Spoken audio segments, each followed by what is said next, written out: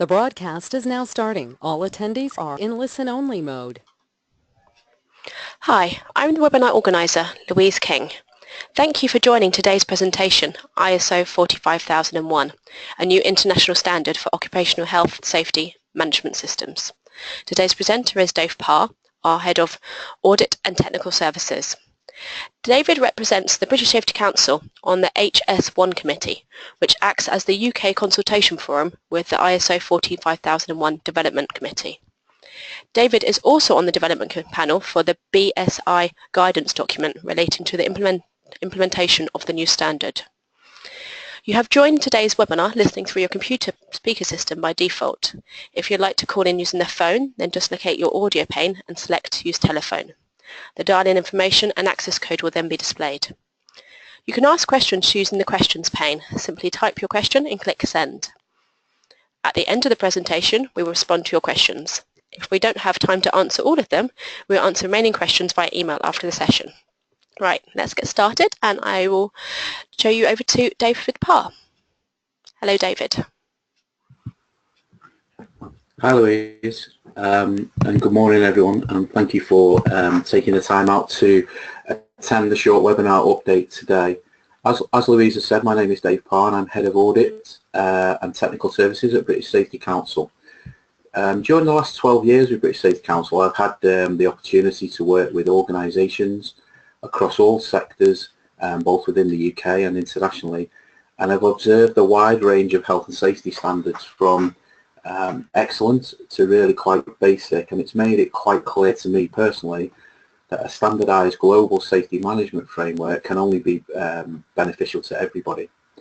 So as you may be aware, a new international standard for health and safety management systems, namely ISO 45001, has been developed and will eventually replace up to 24 national health and safety standards, including the current OH&S 18001.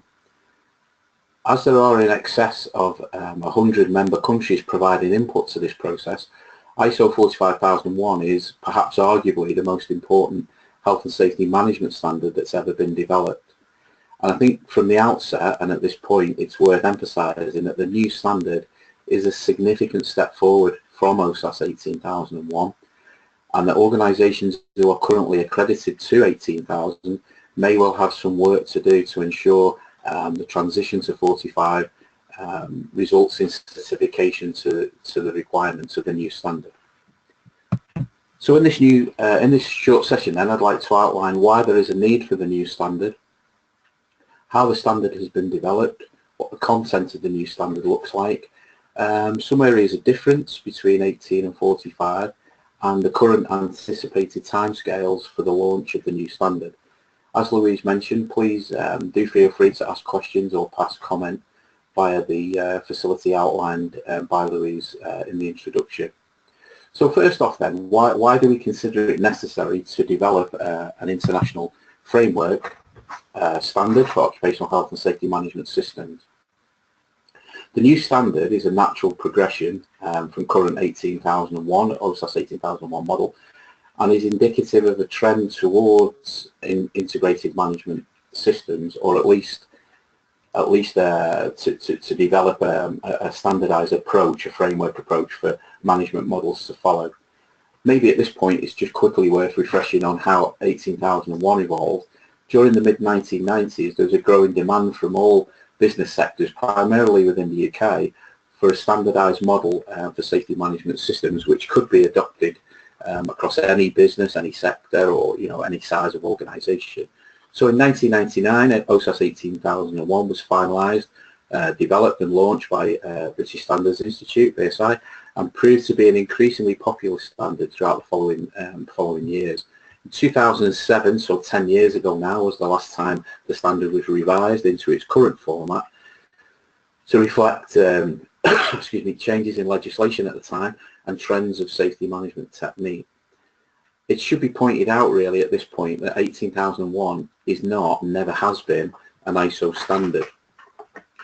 Despite that, it's estimated the popularity of 18001 that there's been in excess of over 90,000 18001 certificates issued now across some 120 countries, and as you might imagine, there's been some various variations in the interpretation of this standard as it's become increasingly recognised and indeed internationally popular. So clearly then it's become more and more apparent that there's a need, if not even a demand, to harmonise these variations into an internationally recognised framework. Further, more and more organisations, and probably people listening in today, may well have integrated safety, environmental and quality management systems. So a standardised approach for developing and adopting and implementing management systems is required. So in 2013, October 2013, after much lobbying from various groups, ISO established a development committee, which is known as PC 283, with BSI providing the role of the Secretariat. PC 283 was given the remit of developing this new international standard, and it's currently comprised of over 65 member countries, represented by over 90 delegates, who aim to form a collaborative and consensus-based approach.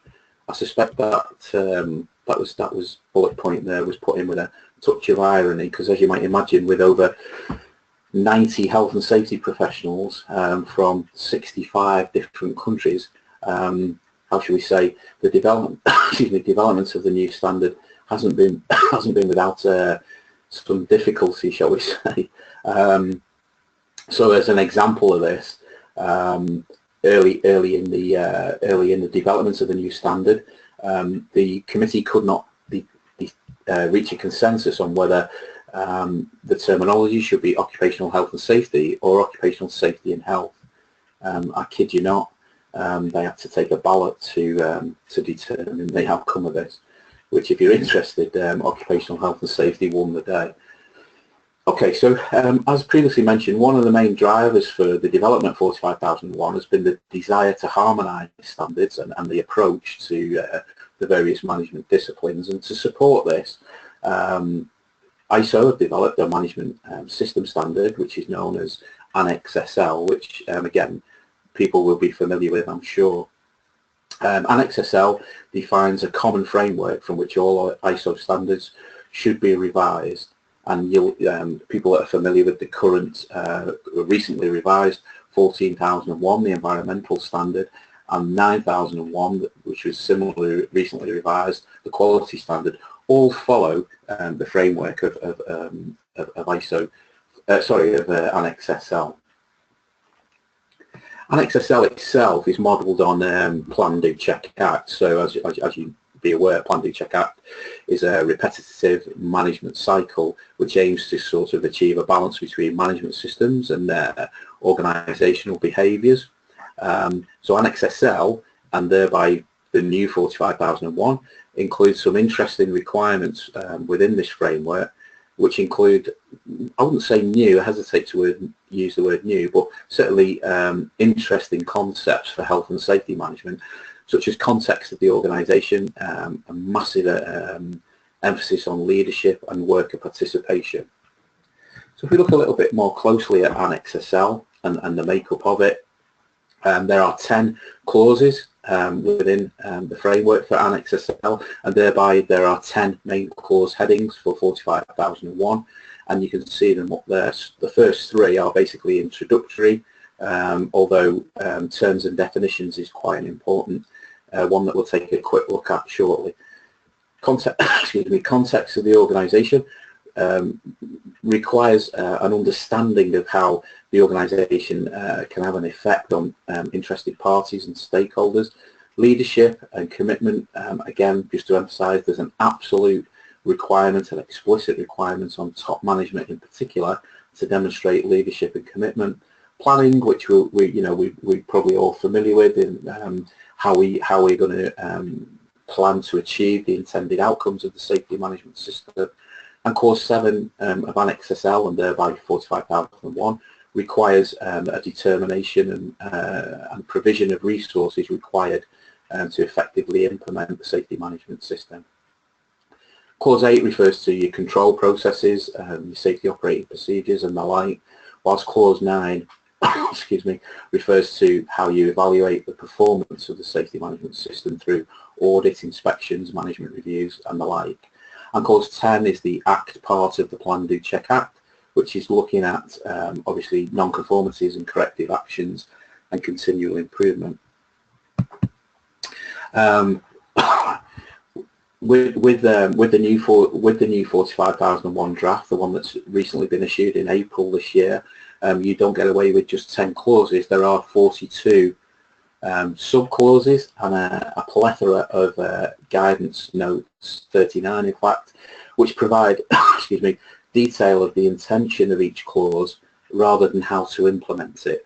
These annexes, some of them are quite short, so don't be put off by that, but they do contain some really useful information at the back of the standard.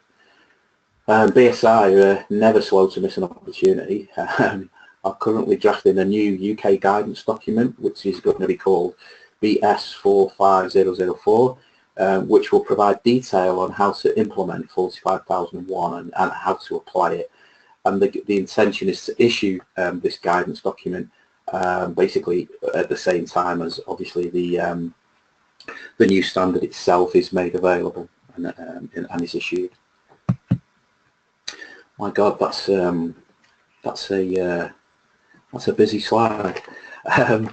So yeah, that's just basically trying to highlight the Plan, Do, Check Act nature of 45,000, and you'll see from that the emphasis on clause 4 to 10, which is what you're going to be assessed against, is what you'll be accredited against if you are looking to be certificated to 45. And you'll see there that leadership and worker participation, clause 5, is central to the whole standard itself and runs right throughout the other clauses too.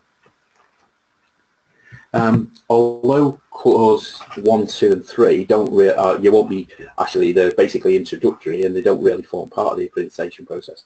There are a couple of issues within them that's just worth a very quick look at. So for example, clause 1 gives you how the intention of the standard, if you like, which is to support the organisation with continual improvement. It states out its intention is to help organisations fulfil legal and other requirements. Other requirements, by the way, can include collective agreements. So if you're in an organisation with a trade union presence, then it could well be that the collective agreements are part of this certification process. It also talks about how the standards intended to help organisations achieve their health and safety objectives, and it also stipulates some exclusions that the standard doesn't apply to, for example, product safety, property damage, and it doesn't really have any specific requirements on how you design your safety management system, or indeed any details about specific performance criteria, but it does have requirements in relation to that. The enablement part there is meant to demonstrate that the standard is intended so that you can integrate other aspects of health and safety into your safety management system, such as health and well-being, and indeed other aspects of other management systems can be integrated into the safety management system using 45,001.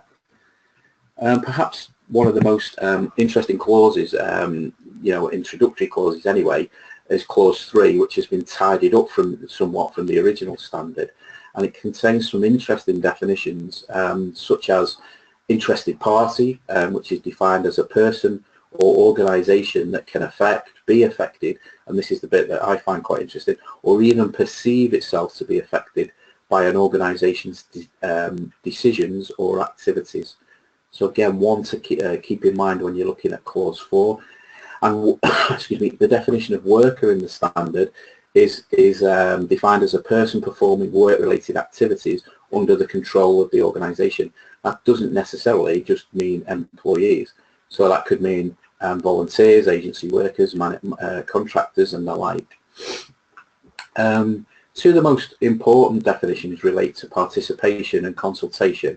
And I would urge you to try and keep these in mind when you are transitioning and looking at upgrading your systems to meet the requirements of 45, because participation is defined as involvement in decision making or involvement in the decision making process, whereas consultation is defined as seeking views before making a decision. and both of these are explicit requirements of Clause 5. Health and safety opportunity is defined as circumstances that can lead to an improvement of the health and safety performance. So again, something to keep in mind. So just taking a closer look very quickly at some of these, this is just a quick overview at some of the clauses.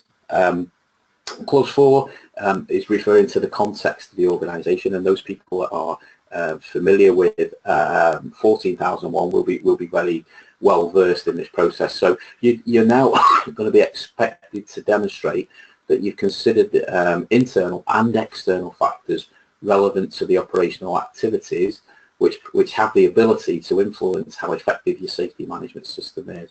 So this really is directly related to your arrangements for organisational and operational risk profiling and your subsequent risk control processes.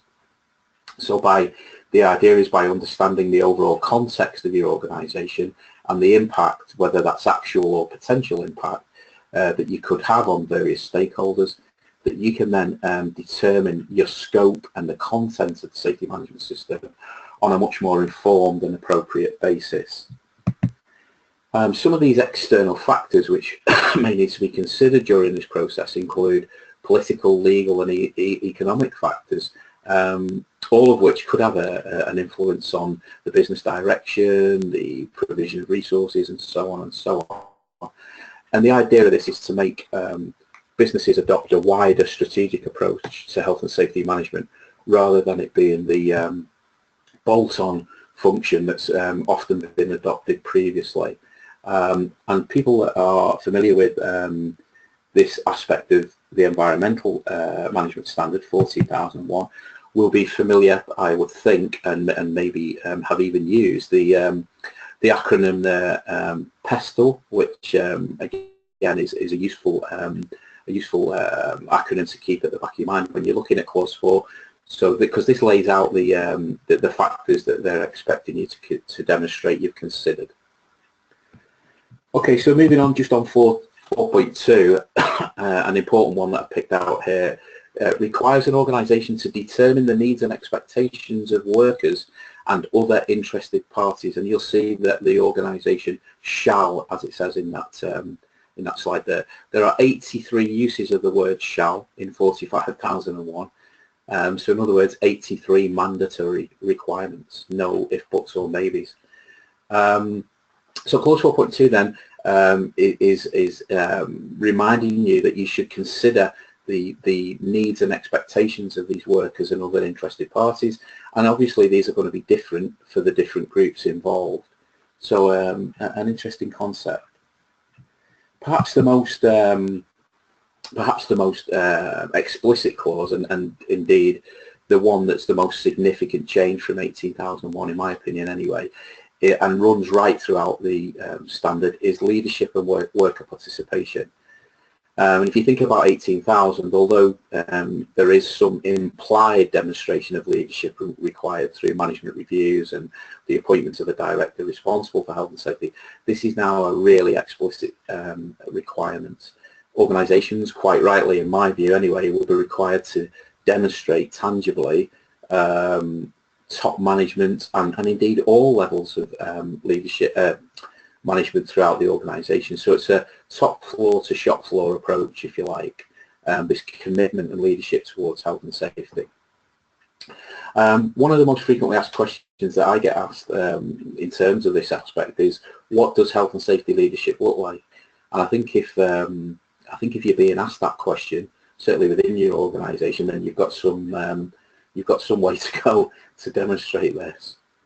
One of my favourite explanations of leadership comes courtesy. I picked it up courtesy of my 5-year-old grandson, who watches the Walt Disney film A Bug's Life seemingly on permanent reel these days, and seems to know every word now. When the central character Flick discusses the subject of leadership with his arch enemy, he's advised that the first rule of leadership is that everything is your fault. I use that one quite a bit actually, certainly with top management. Perhaps more helpfully, however, 45,001 provides some explicit factors that 13 requirements in 5.1 that top management shall demonstrate, and again the use of the word shall, so no choice in the matter, and you're going to have to demonstrate this to your certification body. And some of these factors include ensuring that the health and safety policy is an integral health and safety system, I should say, is an integral part of the overall strategic business planning, that top management themselves are aware of and involved with health and safety issues. They monitor performance and provide adequate resources. They support other levels of leadership in fulfilling and getting involved with health and safety. They develop, lead and promote a safety culture. And again, just to remind you, this is going to be, it has to be demonstrable. They have to, top management are expected to ensure processes for consultation and participation of workers are in place, and they develop, lead and promote this culture, as we mentioned. One of the factors that I have a little bit of uncomfortableness with the language used is the actual requirement is to protect workers from reprisals when reporting incidents and hazards. I'm just not too comfortable with that terminology of protect from reprisals. I suspect that's been lost a little bit in translation, from the various development committee countries. I don't know, maybe it's just me, I just think it could be interpreted as a wee bit confrontational. I understand what they're trying to get at there, but I'm just not sure that reprisals is quite the right word. But anyway, maybe that's just me. There's a definition of top management within clause 3 that we looked at before, and that is the person or group of persons who direct or control the organisation at the highest level. So in large organisations, this could even be board members. So your auditor is now going to need access, your external certification auditors are now going to need access to this level of top management during your audit process. I suspect that may or may not be the case currently, but certainly it will be for 45,001, which again, personal opinion is, I think it's a good thing. Okay, so I would urge you to focus on 5.1. It is a big area of the standard, and will be. I can tell you categorically that audit certification bodies are being encouraged to focus on this as the main area of focus, if you like, for the accreditation process. On the subject of leadership, just like to share very quickly some prophetic words relating to leadership and change written by a personal sort of icon figure of mine, if you like, which is JFK, John Fitzgerald Kennedy, who wrote, "Leadership and learning are indispensable to each other. Those who look only to the past or present are certain to miss the future. Change is the law of life."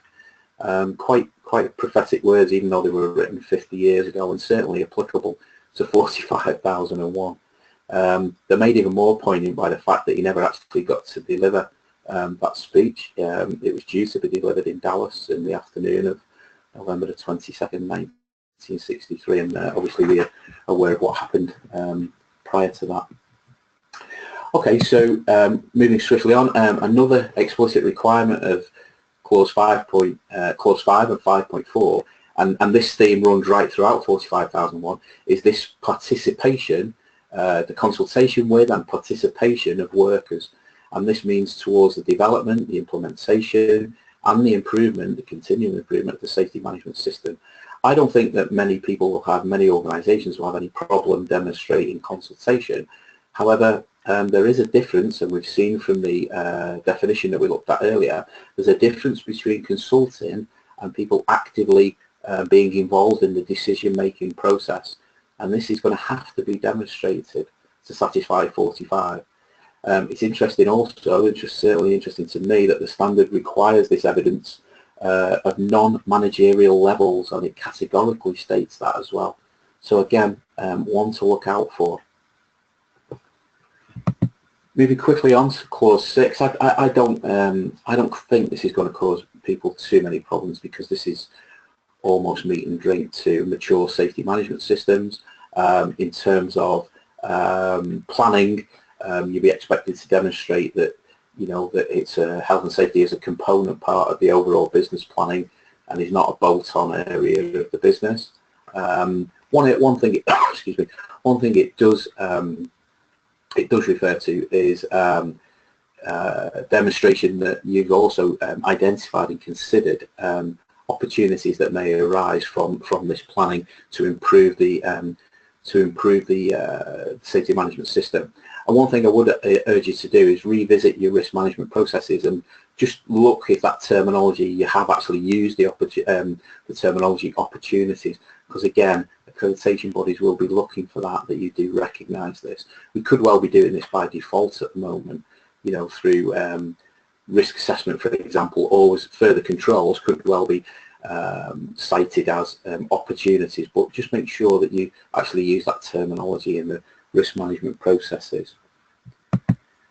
Okay, so still on to clause 6, and you know, again, I don't expect this to cause too many organisations too much angst. You know, we all hopefully are setting health and safety objectives linked to the corporate functions and the corporate strategy and the plans we've got in place to achieve them. Again, identification of and evaluation of legislative and other requirements, and just to point out, just to remind you, these other requirements can include collective agreements. And again, I don't see this causing too much problem, to be honest. Clause 7 then is referring to 45,001, is focusing upon the requirement to provide adequate resources, which include personnel, infrastructure, buildings, plant, equipment, etc., technological resources, and obviously financial too. So in considering some of the competency requirements of clause 7, the level of preventive and protective control measures should be determined together with the relevant skills that may be required as part of that role, and the competence of workers and indeed other stakeholders should include the knowledge and skills required to deliver these tasks in a safe manner. 7.3 basically is saying it's essential that workers are made aware of actions to take in emergency events and the consequences of individual actions, and so on and so on. And 7.4 is looking at the communication processes. And again, I don't think this is going to cause anyone any great difficulty. 7.5 is all about the documented information, i.e.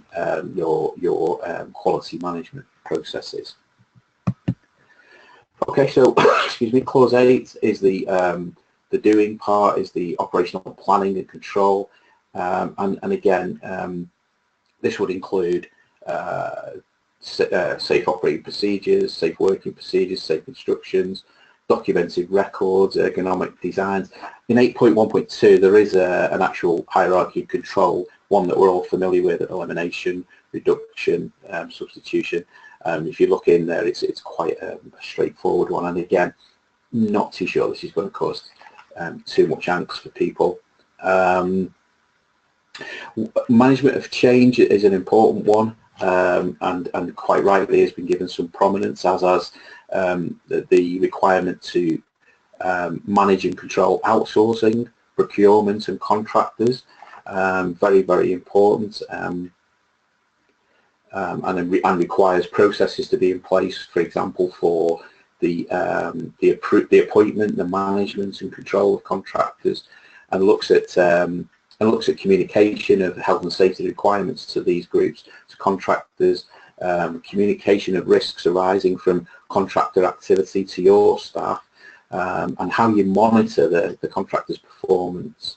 So really important, and I'm personally quite pleased to see that these have been lifted out into sub-clauses. Certainly it's an area that does vary in standards across organisations. Okay, so briefly moving on, clause 9 is related to your performance evaluation, so your checking part, the monitoring, measurement and evaluation of how effective your safety management system is, determining which aspects of the safety management system are required to be monitored, if you like, so legislative and other requirements, risk control measures, health and safety objectives, and so on and so on. Also, it has requirements on, clause 9 has requirements on how frequently these are monitored in appropriate durations, with appropriate to your scope and scale of your management system. and it's obviously important to plan, establish and maintain a process to manage incidents and non-conformities. So again, you know, quite explicit requirements. So for example, internal audit programs, there's quite some explicit requirements within clause 9, 9.2. And it sort of highlights the specific input and output factors which must be considered as part of this. So again, not going to cause too much angst, I don't feel, to be perfectly honest. Clause 10 of the new standard requires processes to be in place that effectively ensure actions are taken in a timely manner. Direct and indirect causes of incidents and non-conformances are identified and acted upon. Relevant risk assessments reviews are carried out, and how effectively your further controls have been implemented. So again, probably worth a review of your current systems.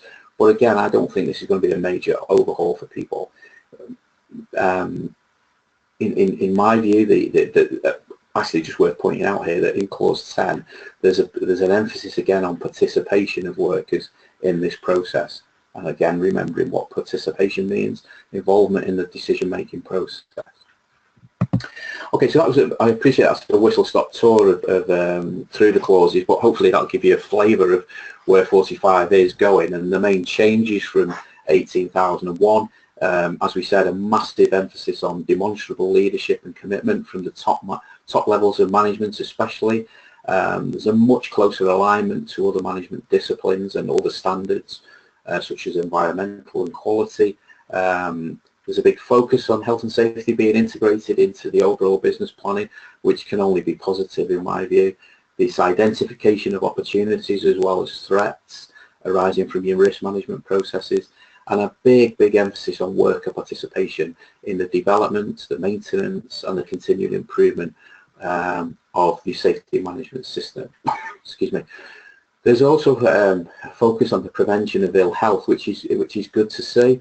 This includes reference to mental ill health, and immediate and long-term causes of injury and ill health receives more focus too.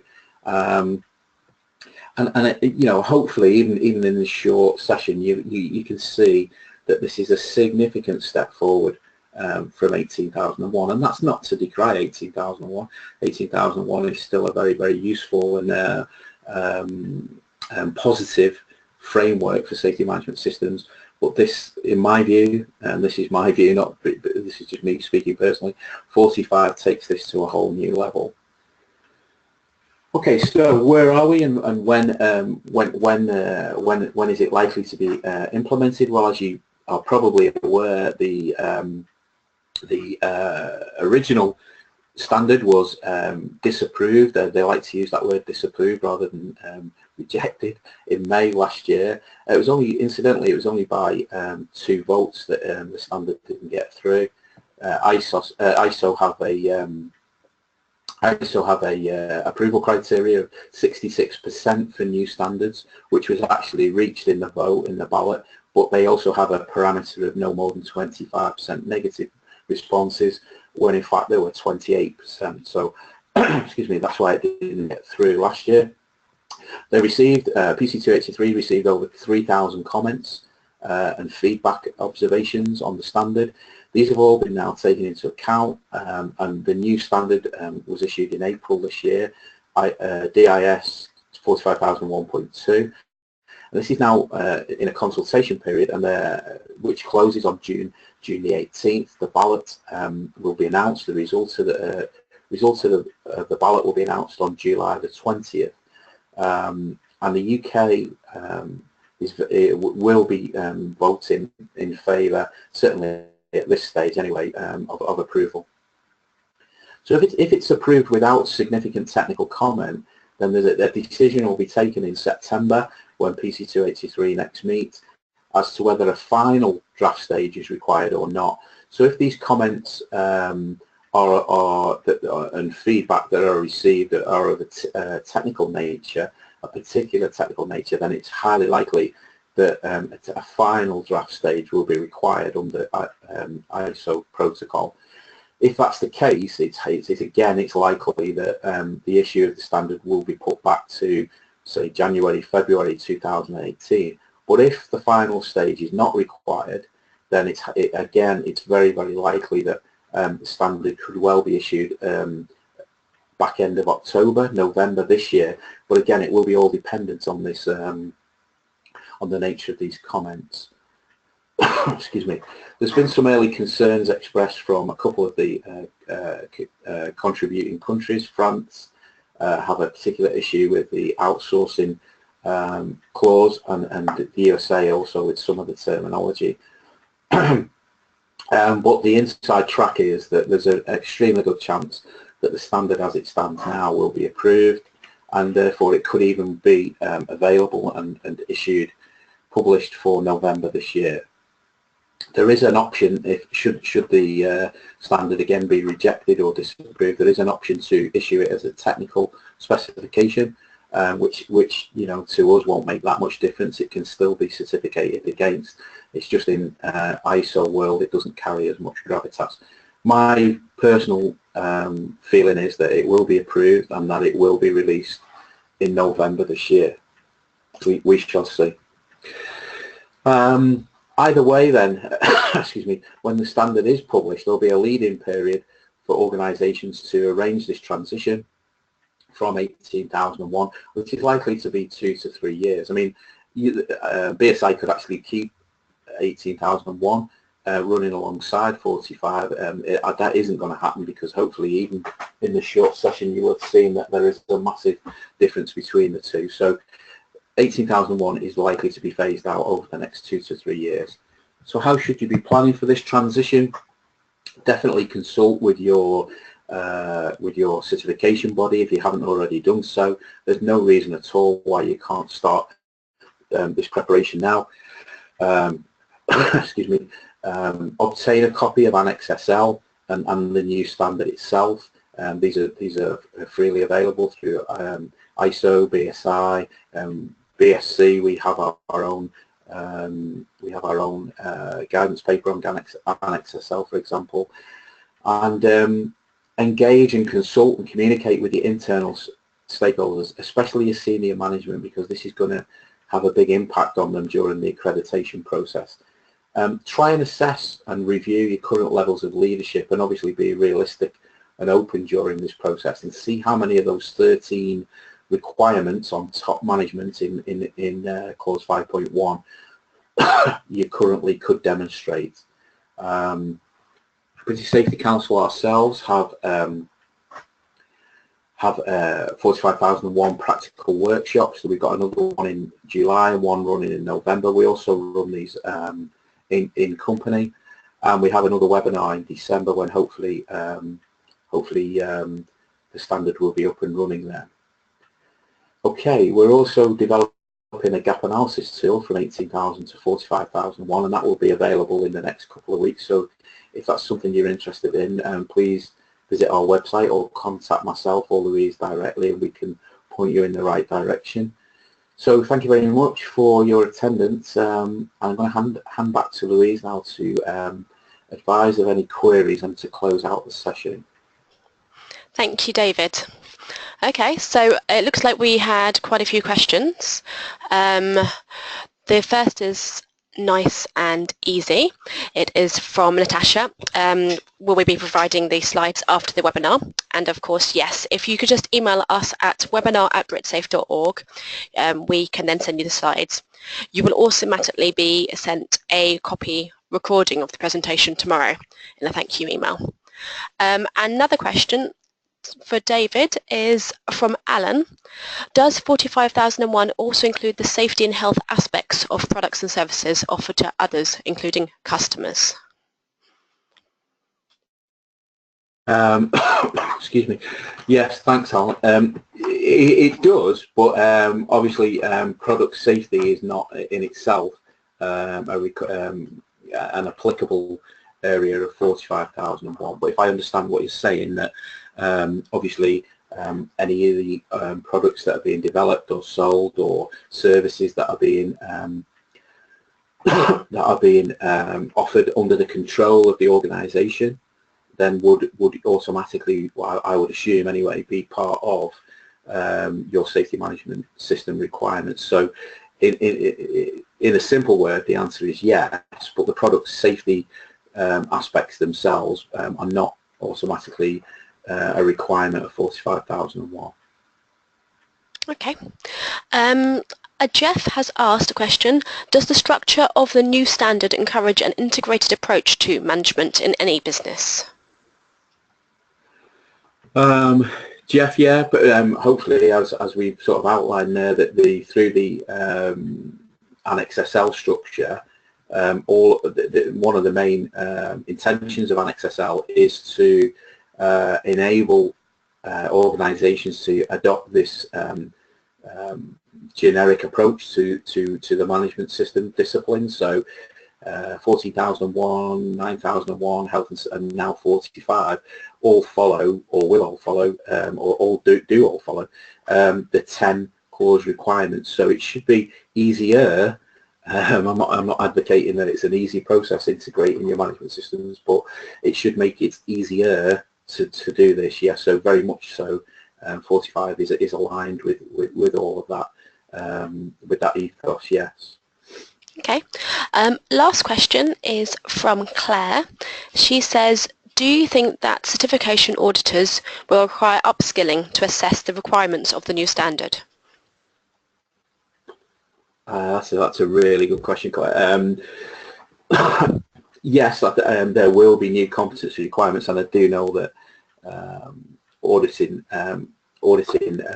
bodies such as IRCA and other national